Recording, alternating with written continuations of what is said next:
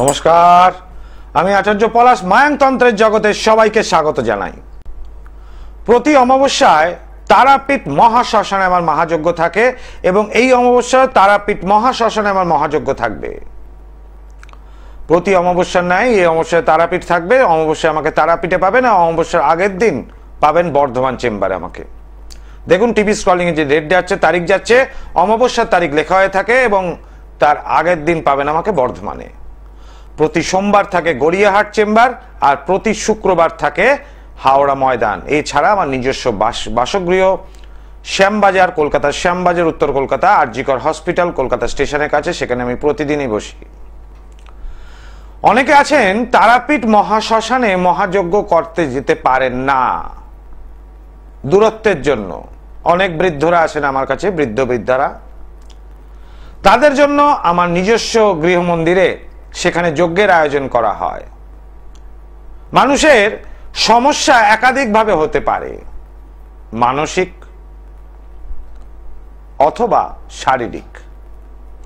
এবার মানসিক এবং শারীরিক সমস্যা দুটোই কিন্তু গ্রহগত কারণেও হতে পারে, বাস্তুগত কারণেও হতে পারে, আবার তৃতীয় ব্যক্তি দ্বারা বা কোথাও গিয়ে হাওয়া লেগে গিয়ে খারাপ হাওয়া লেগেও হতে পারে।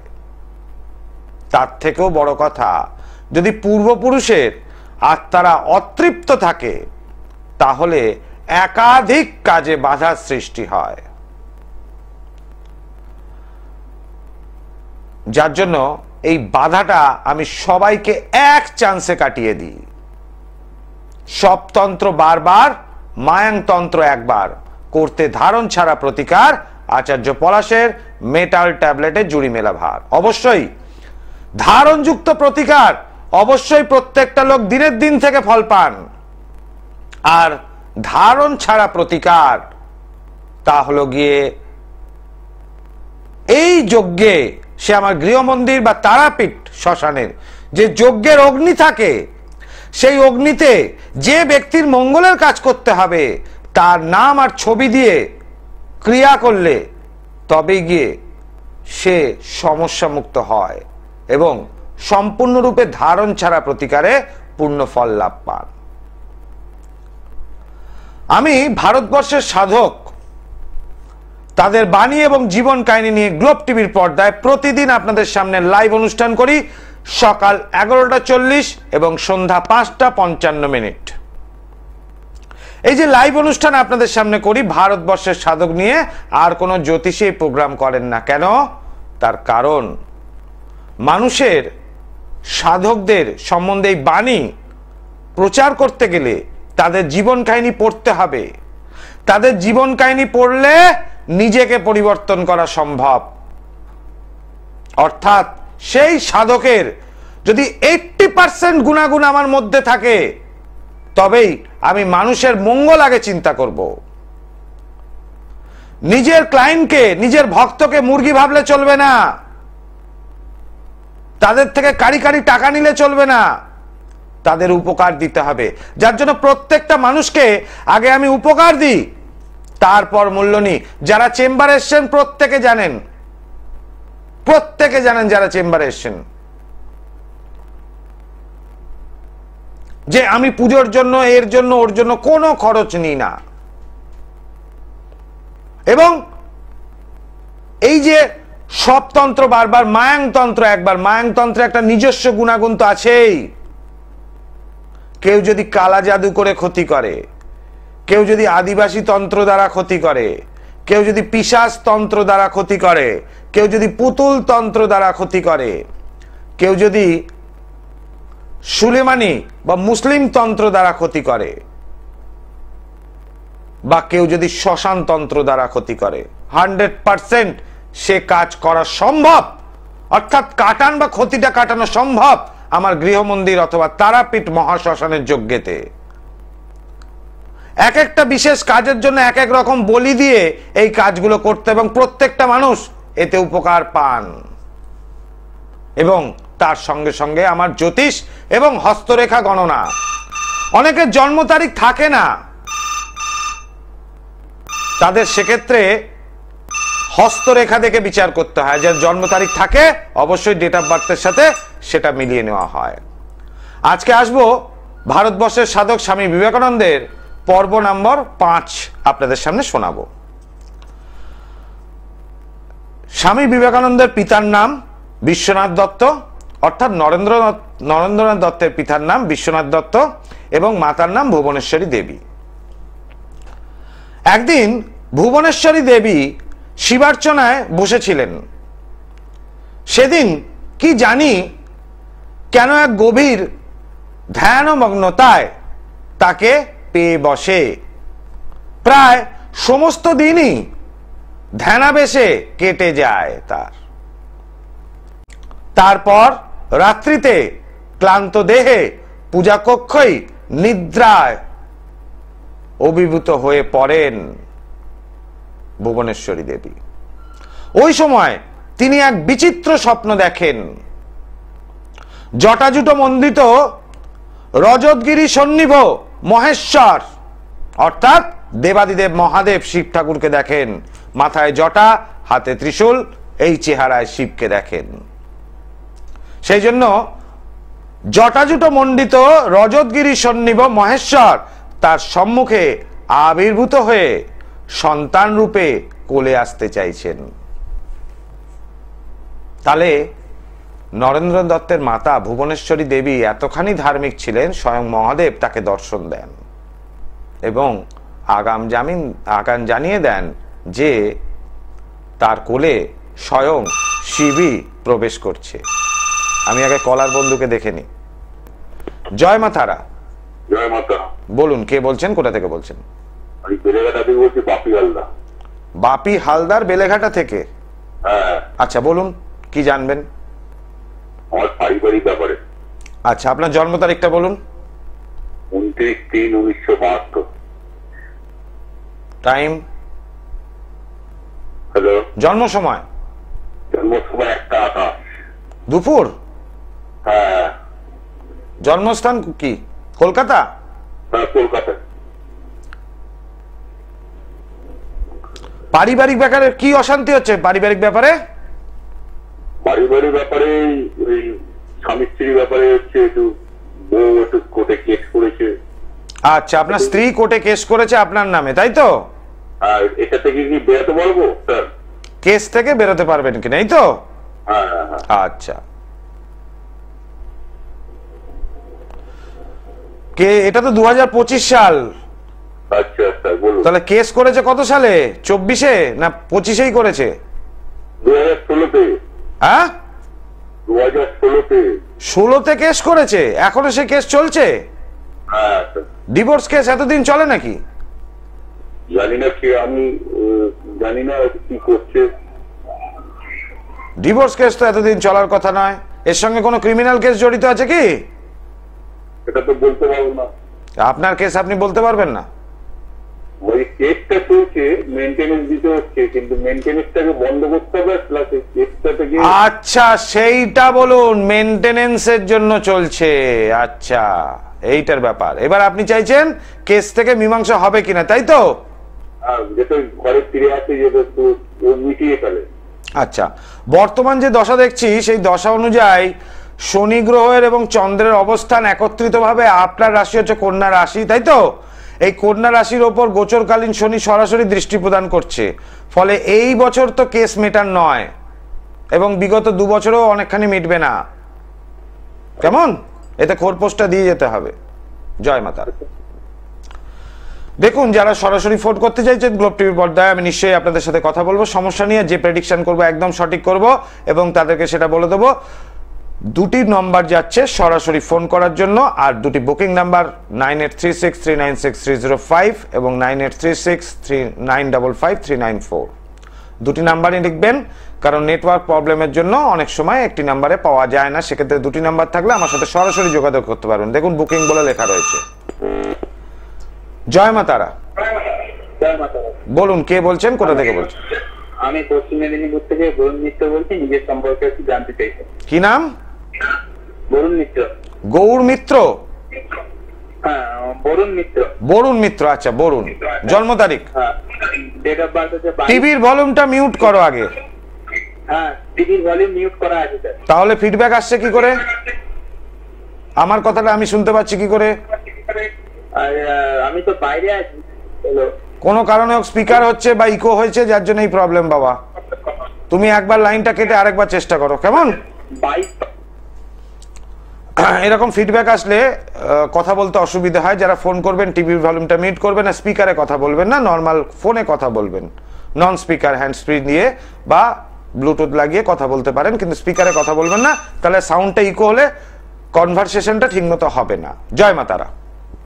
হ্যালো, জয় মা তারা। হ্যাঁ জয়নাথ। বলুন, কে বলছেন, কোথা থেকে বলছেন? হ্যাঁ বর্ধমান থেকে বলছি। বর্ধমান থেকে। কি নাম মা আপনার? রুমা ঘোষ। রুনা ঘোষ? হ্যাঁ রুমা ঘোষ। রুমা ঘোষ, আচ্ছা। নিজের সম্বন্ধে জানবেন? হ্যাঁ হ্যাঁ। জন্ম তারিখ? 30/9/1990। 30/9/1990। টাইম? বিকেল 4টে। বিকেল 5টা। আচ্ছা। জন্মস্থান? 4টে। জন্মস্থান কোথায়? 4টে করে নিচ্ছি। 4টে জন্মস্থান বর্ধমান। বর্ধমান জেলা, তাই তো? হুম।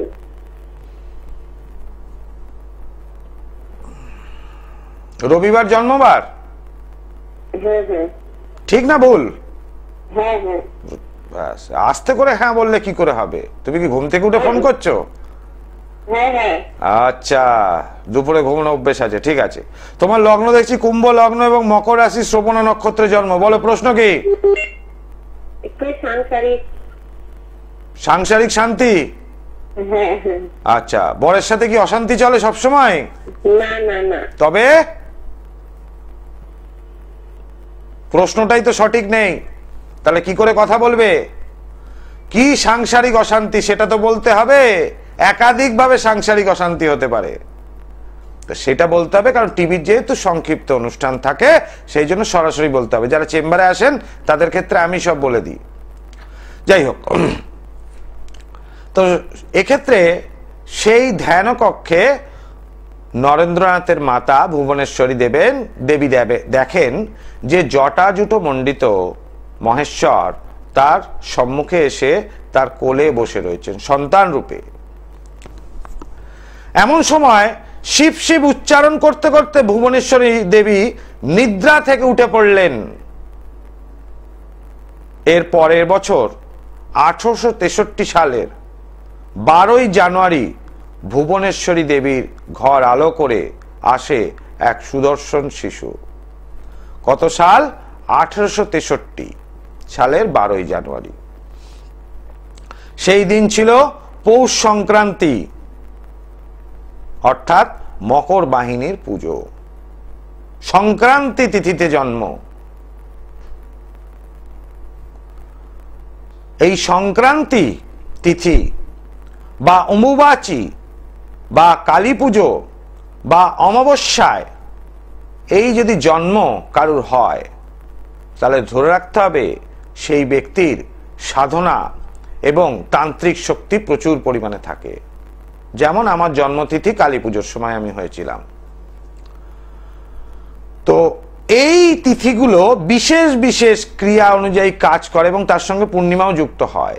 এতে চন্দ্রের টান প্রচন্ড পরিমাণ থাকে, যার ফলে সেই জাতকের মধ্যে এক ঐশ্বরিক শক্তি বিরাজ করে এবং সে প্রকৃত সাধক রূপে জন্মগ্রহণ করেন। তো এই পৌষ সংক্রান্তি বা মকর সংক্রান্তি, সেই সময় মকর বাহিনীর পুজোর দিনে জন্মগ্রহণ করে। এই নবাগত শিশুপুত্রই হলো নরেন্দ্রনাথ দত্ত।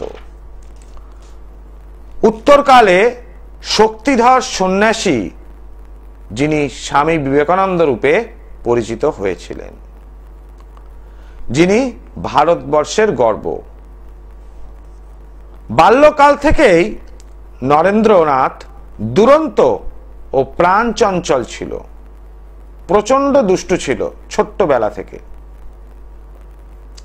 কি যেন এক অব্যক্ত অধীরতা নিয়ে সে ছুটে বেড়াতো সারাদিন ছোট্টবেলায় খালি ছুটোছুটি করত, থামার কোনো জায়গা তার ছিল না। আবার এই অশান্ত বালকের আধারে কখনো কখনো এক শান্ত ধ্যানের ধারা নেমে আসতো, অর্থাৎ সে মাঝে মধ্যে এই ছুটোছুটি করতে করতে হঠাৎ তার বাড়িরই কোথাও গাছতলায় বসে গিয়ে সাধুদের মতো চোখ বন্ধ করে বাবু হে পদ্মা আসনে বসে পড়তেন বা সুখাসনে বসে চোখ বন্ধ করে ধ্যান করত। এই চঞ্চল বালক তখন হয়ে যেত স্থির। জয় মা তারা। জয় মা তারা বাবা। বলুন, কে বলছেন? শুভ নববর্ষ আপনাকে। শুভ নববর্ষ। খুব ভালো লাগছে। নিজের ব্যাপারে একটু জানতে চাইছিলাম। আচ্ছা, শরীরটা একদম বাবা ভালো যাচ্ছে না আমার। কি নাম আপনার? কৌশিক মুখার্জি। কৌশিক মুখার্জি। জন্ম তারিখ বলুন আপনার। 1/2/1978 রাত্রিবেলা 10টার সময় হাওড়াতে। ওটা বুধবার ছিল। একটু জানতে চাইছিলাম যে কবে থেকে ওভারঅল ভালো সময়টা পাবো। কর্মের জায়গাটা একটা জায়গাতেই প্রায় রয়েছি 18 বছর ধরে। একটা প্রাইভেট সংস্থার সাথে কলেজের সাথে যুক্ত আছি, অ্যাডমিনিস্ট্রেটিভ সেক্টর কাজ করছি। প্রচন্ড নিউরো সমস্যা, স্পাইনাল কর্ডের সমস্যা খুব ভুগছি আর কি। ব্যথাবেশি সমস্যা, স্পাইনাল কর্ডের সমস্যা খুব ভুগছি। একটু ওভারঅল সময়টা কবে থেকে আর কি ভালো দেখছেন আর কি, নতুন কর্ম কবে দেখছেন?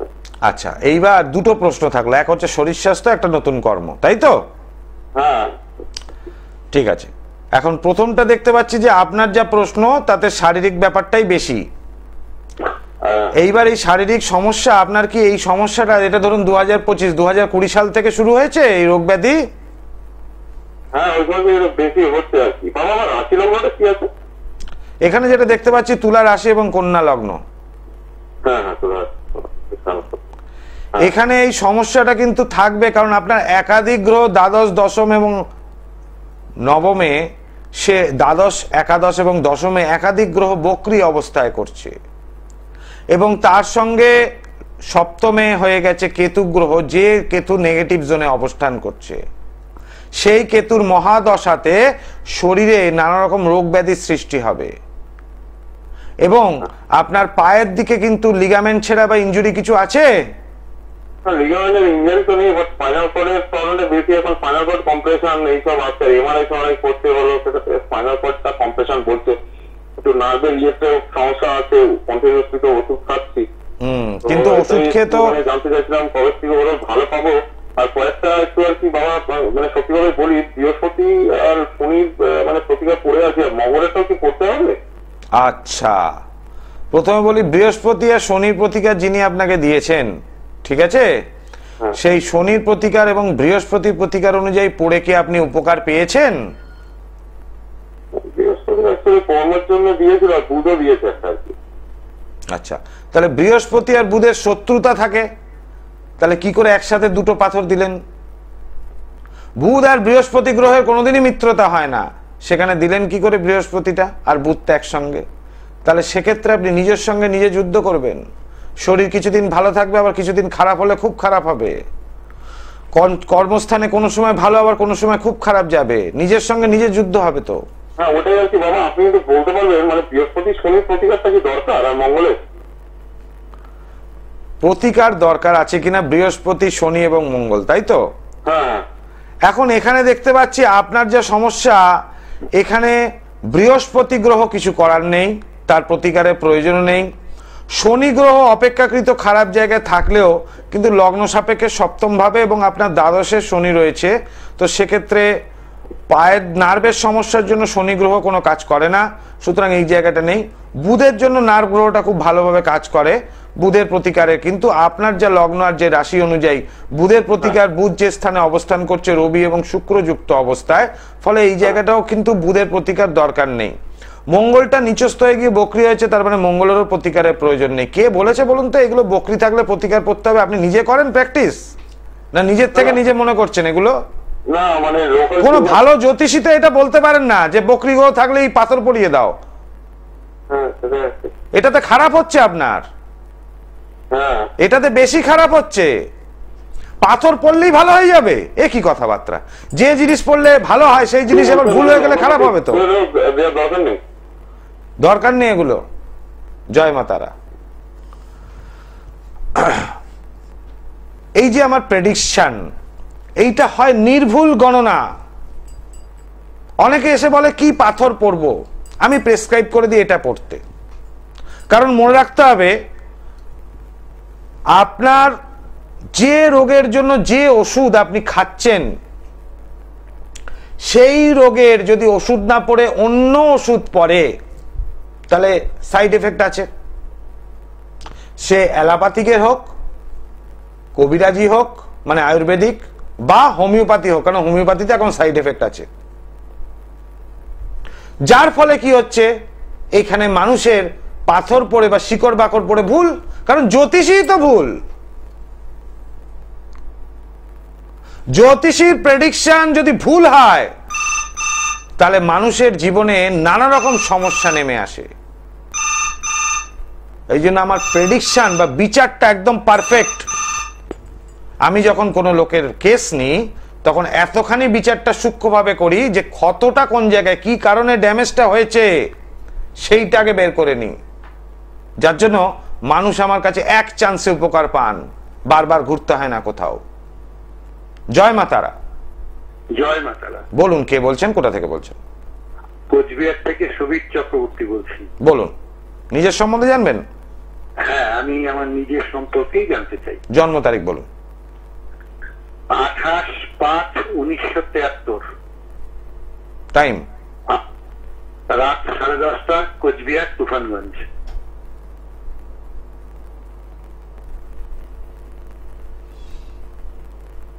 রাত 10:30, সোমবার জন্মবার?